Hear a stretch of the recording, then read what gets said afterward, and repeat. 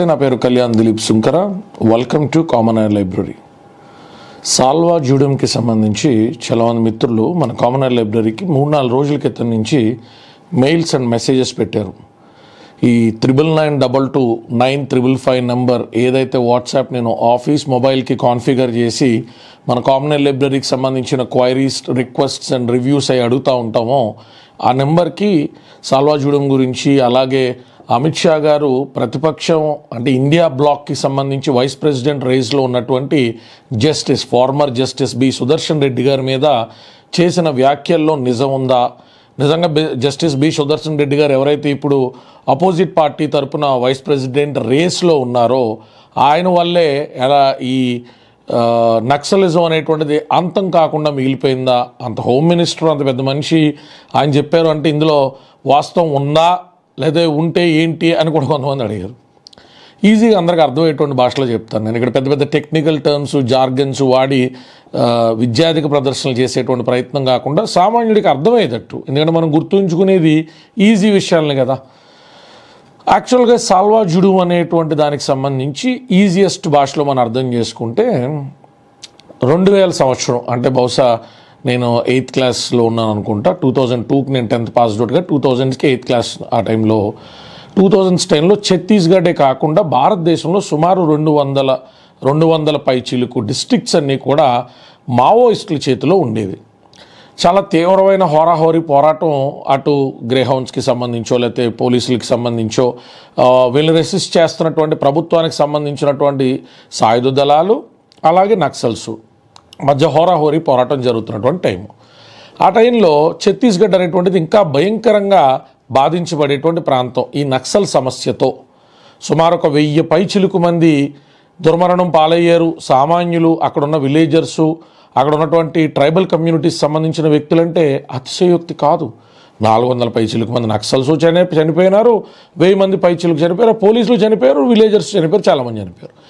ఆ టైంలో అక్కడ ఉన్నటువంటి ప్రభుత్వం కానీ పోలీసులు కానీ తీసుకున్న ఒక నిర్ణయం ఈ కాంట్రవర్సీకి తెరలేపింది.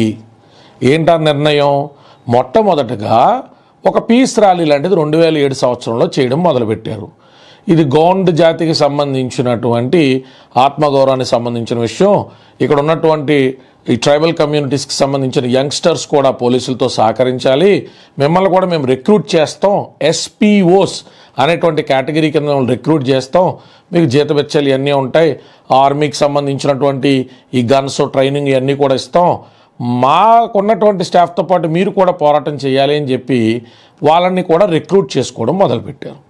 మొదలుపెట్టి ఈ సాల్వా జూడెం లాంటిది ఏర్పాటు చేసి ఆ ప్రాంతానికి సంబంధించింది కదా, ఏర్పాటు చేసి ఛత్తీస్గఢ్లో కోయా కమాండోస్ వీళ్ళని పిలిచేవారు. స్థానికంగా కోయా కమాండోస్ అనేటువంటి వీళ్ళని రిటాలియేషన్ కోసం వాడుతూ ఉండేవారు, అంటే తిరుగుబాటు కోసం మావోల మీద. సో వాళ్ళకంటే స్థానికంగా ఆనుపను తెలుస్తుంది, ఈ కొండ చర్యలు వాటికి మధ్యలో ఉన్నటువంటి గుట్టు ప్రాంతాలు ఇవన్నీ కూడా అర్థమవుతాయి. స్థానికులు గట్టి కుర్రలను రిక్రూట్ చేసుకోవడం అనేటువంటిది మనం మోరల్గా విన్నప్పుడు ఆలోచించినప్పుడు ఆ స్థానికులు కదా, వాళ్ళకి ఉద్యోగాలు వస్తున్నాయి కదా, వాళ్ళని పెడితే తప్పేంటనేటువంటి ఆలోచన కలుగుతుంది.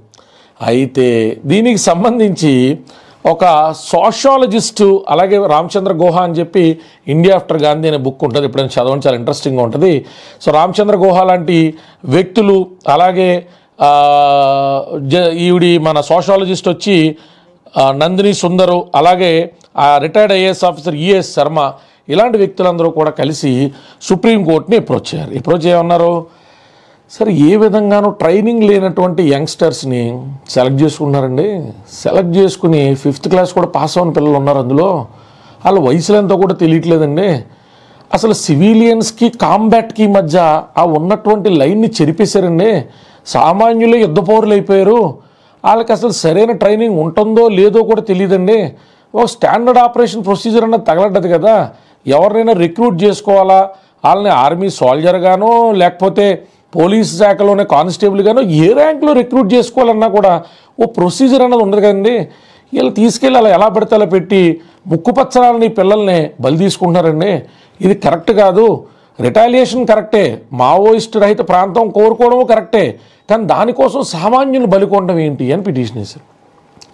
దీనికి సంబంధించి ఏళ్ల తరబడి వాద ప్రతివాదం జరిగిన తర్వాత 2011లో దిశభ్య ధర్మాసనం, అక్కడ ఉన్నటువంటి ధర్మాసనంలో బి సుదర్శన్ రెడ్డి గారు ఇప్పుడు ఎవరైతే ఇండియా బ్లాక్ తరపున వైస్ ప్రెసిడెంట్ రేస్లో ఉన్నారో ఆయన జడ్జిగా ఉన్నప్పుడు దీన్ని తీవ్రంగా ఖండించారు.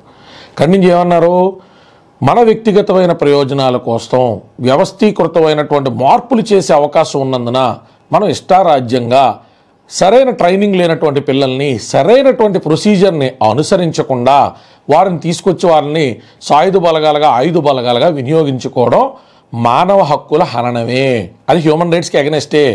సో అట్లాంటి పరిచర్యలకి ఛత్తీస్గఢ్ ప్రభుత్వం సబ్మిట్ చేసినటువంటి ఎఫిడవిట్లన్నీ చూసాము. జడ్జిమెంట్ ఇక్కడ పెడతాను, చాలా పొడుగుంటుంది కానీ దాని సినాప్సిస్ చెప్తాను మీకు. చూసాము కానీ మా ఎక్కడ సంతృప్తికరంగా లేదు. మీరు ఎంత వాదించినా ఇలా సాల్వా జుడుం లాంటివి, కోయా కమాండెంట్స్ లాంటివి పెట్టి సామాన్యులను అందులోకి తీసుకొచ్చి ఈ ప్రభుత్వం పనిచేసేది కూడా ప్రజల మేలుకే కదా, అందులోంచి ప్రజల మద్దతు తీసుకోవడం ఏంటనేటువంటి వితండవాదం, విపరీతమైన వాదం, అన్యాయమైన వాదం. అంటే న్యాయం కొన్ని లేట్ డౌన్ ప్రిన్సిపల్ మీద నడుస్తుంది కదా, ఆ లేట్ డౌన్ ప్రిన్సిపల్స్ దేన్ని మ్యాచ్ అవునప్పుడు అది హ్యూమన్ రైట్ వైలేషన్ అవుతుంది కదా. మేము పిలుతున్నాం గట్ట వాళ్ళు వస్తున్నారంటే కుదరదు కదా. సామాన్యులు అమాయకంగా ఉంటారు. ఏదైనా చిన్నపాటి ఉద్యోగం ప్రభుత్వంతో పనిచేయడం అంటే ఆహ్లాదంగా అనిపిస్తుంది కానీ వాళ్ళ జీవితాలు కోల్పోతారని వాళ్ళకి తెలియదు కాబట్టి ఆ తెలియనితనాన్ని దుర్వినియోగం చేసుకోవద్దు అనేటువంటి కాంటెక్స్ట్లో ఆ సబ్జెక్ట్ మీద సాల్వా జుడుం అనే దాన్ని రద్దు చేయండి అని చెప్పారు.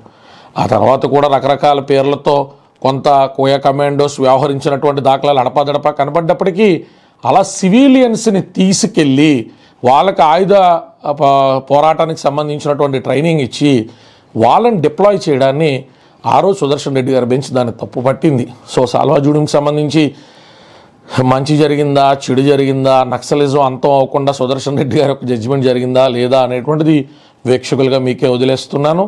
ఉన్న వాస్తవాన్ని అయితే చర్చించుకోవాలి. అమిత్ షా గారు హోమ్ మినిస్టర్ కింద ఆ వ్యాఖ్యలు చేయడం ఆయనకు రాజకీయంగా జస్టిఫికబుల్ అనిపించినా లాఫుల్గా చూసినప్పుడు జస్టిస్ సుదర్శన్ రెడ్డి గారి బెంచ్ అనేటువంటిది ఏది న్యాయం ఉందో ఆ న్యాయాన్నే వ్యాఖ్యానించింది, ఆ న్యాయాన్ని అనుసరించింది అనేది వ్యక్తిగతంగా ఒక న్యాయవాదిగా నా అభిప్రాయం. అంటే రాజకీయ పరంగా మన అభిరుచులు ఏవైనా ఉండొచ్చు కానీ మనం నిజాన్ని నిర్భయంగా చెప్పేటప్పుడు మాత్రం ఏ కోసానా కూడా సంకోచించకూడదు అనేటువంటిది నా వ్యక్తిగతమైన ఆలోచన. సో సుదర్శన్ రెడ్డి గారి జడ్జిమెంట్ సుమారు నేను 2 నుంచి 3 సార్లు చదివాను. అందులో ఆయన తప్పుగా వ్యవహరించింది ఎక్కడా లేదు. సడన్గా హైదరాబాద్లో నక్సలైట్స్ లేకపోతే హైదరాబాద్లో టెర్రరిస్ట్లో తెగబడితే కంటిన్యూస్గా ప్రాసెస్ ఇక్కడ జరుగుతూ ఉంటే లోకలైట్స్ని మన ఇన్ఫర్మేషన్ కోసం సాయం తీసుకోవడం అంటే టిల్ అన్ ఎక్స్టెంట్ దాన్ని అర్థం చేసుకోవచ్చు, దాన్ని ఆమోదించవచ్చు అని చెప్పను కానీ అర్థం చేసుకోవచ్చు. కానీ వాళ్ళకు కూడా మేము గన్లు ఇస్తాం, AK-47 ట్రైనింగ్లు ఇస్తాం, వాళ్ళని కూడా డిప్లాయ్ చేస్తాం, ఇక్కడ రాలో పెడతాం, లేకపోతే ఇంకొక రకమైనటువంటి ఏజెన్సీలో పెడితే NIAతో పాటు పనిచేయమంటాం అంటే అది ధర్మం కాదు. ఖచ్చితంగా మనం చట్టాలు చేసుకుంది సామాన్యులకు శాంతి భద్రతలకు విఘాతం కలగకుండా ఉండడానికి. అదే సామాన్యుల నుంచి ప్రొసీజర్ ప్రకారం, సిస్టమ్ ప్రకారం మనం ఎవరైనా రిక్రూట్ చేసుకుని సాయుధ బలగాలుగానో లేకపోతే ఈ ప్రత్యక్షంగా ఈ ప్రజల శాంతి భద్రతలను కాపాడేటువంటి వేరే విభాగాల్లోనే పెట్టుకోవడానికి అవకాశం ఉంటుంది తప్ప మన మనసుకు తోచిందల్లా చేసుకెళ్తానికి మనమే నిర్మించుకున్నటువంటి చట్టాలు, రాసుకున్నటువంటి రాజ్యాంగం సహకరించదు. సో రిమైనింగ్ థింగ్స్ అన్నీ కూడా మేమే డ్యూ డిలిజెన్స్ నేను మీకు ప్రిఫేస్ చెప్పాను, పరిచయం చేశాను ఈ టాపిక్ని కాబట్టి ఇక మీరు కూడా స్వయంగా దాని మీద ఇంకొంత అనాలిసిస్ స్టడీ కూడా చేసి ఏదైనా పాయింట్స్ మిస్ అయితే కామెంట్స్ రూపంలో తెలియజేయమని తెలియజేసుకుంటూ సెలవు తీసుకుంటున్నాను. జై భీమ్, జై భారత్.